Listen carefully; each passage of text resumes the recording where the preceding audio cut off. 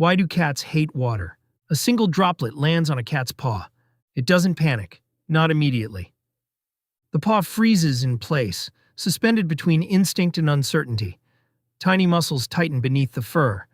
The ears rotate, the eyes narrow, not in fear, but in calculation. Another droplet falls. This time, the cat withdraws, as if the water itself has crossed an invisible boundary. To us, it seems almost comical. A creature capable of confronting snakes, climbing impossible heights, and leaping several times its own body length can be defeated by something as harmless as water. Most people believe cats simply hate getting wet. But that isn't what is happening, because this reaction was never about water. It was about survival.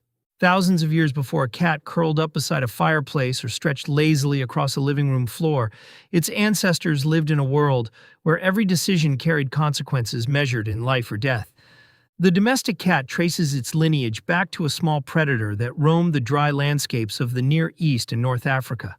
These were lands of dust, stone, sparse vegetation, and relentless heat. Water was never a constant companion. It was scarce, unpredictable, and often dangerous. Unlike forests carved by rivers or wetlands alive with marshes, these landscapes rewarded animals that could survive with very little water at all. Evolution did something remarkable. Instead of teaching cats to live in water, it taught them to avoid needing it. Much of the moisture they required came directly from the bodies of their prey. Every successful hunt became both food and hydration.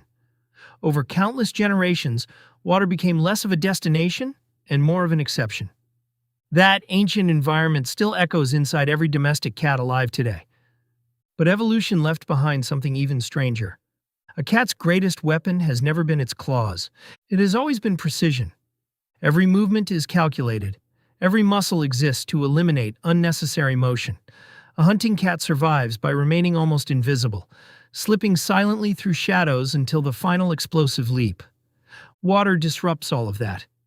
When a cat's coat becomes soaked, the delicate architecture of its fur collapses beneath the weight.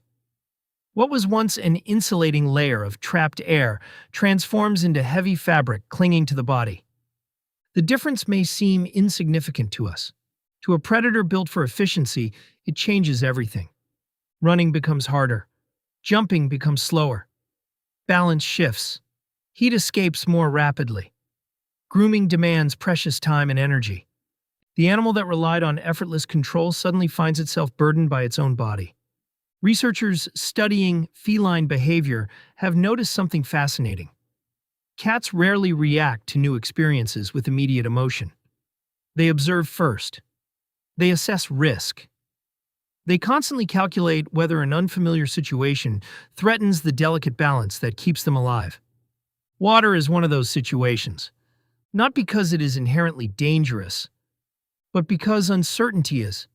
A soaked cat cannot predict how its body will perform. In nature, uncertainty is often deadlier than danger itself. Humans often misunderstand this. We assume confidence means charging into the unknown. Nature teaches the opposite. The most successful predators are often the most cautious.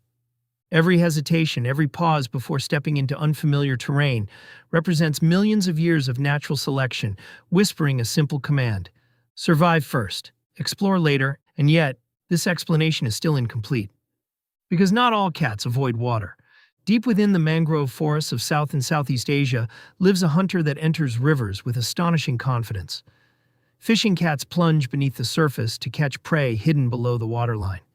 Jaguars cross flooded forests with remarkable ease. Tigers cool themselves in lakes during oppressive heat, sometimes swimming for extraordinary distances.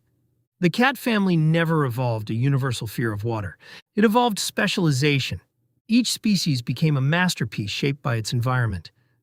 The domestic cat inherited a blueprint, written for dry ground, silent footsteps, and efficient movement, not for rivers or swamps. The behavior we laugh at is not irrational. It is history. Even domestication changed surprisingly little. For nearly 10,000 years, humans have fed cats, sheltered them, and invited them into our homes. Dogs changed dramatically under our influence. Wolves became companions, workers, guardians, and partners. Cats chose a different path. They adapted just enough to live beside us while quietly preserving the instincts of the solitary hunter they once were. Beneath every purr lies an animal still conducting silent risk assessments, still measuring escape routes, still carrying deserts inside its nervous system. Perhaps that is why cats remain so endlessly fascinating. They have never completely surrendered themselves to the human world. Instead, they move through our homes as though they belong simultaneously to two realities. One built from furniture, windows, and familiar voices, the other built from ancient instincts, older than civilization itself. Which brings us back to that tiny droplet. It was never the water that mattered. It was what the water represented: a disruption, an unpredictable variable, a reminder that control can disappear in an instant. And perhaps that is where this story quietly stops being about cats. Humans spend much of their lives believing fear is always irrational, something to overcome, something to dismiss. But every living creature carries invisible memories, shaped by environments long forgotten. Some are written into culture. Others are written into biology. The cat does not step away from water because it misunderstands the world. It steps away because somewhere deep inside its evolutionary memory, countless generations learned that survival belonged not to the strongest, but to those who recognized the smallest changes before anyone else did. So the next time a single droplet lands on a cat's paw, and it recoils with quiet precision, you are not watching a pet overreact. You are witnessing millions of years of evolution compressed into a single movement. A silent conversation between the present and a desert that never truly disappeared.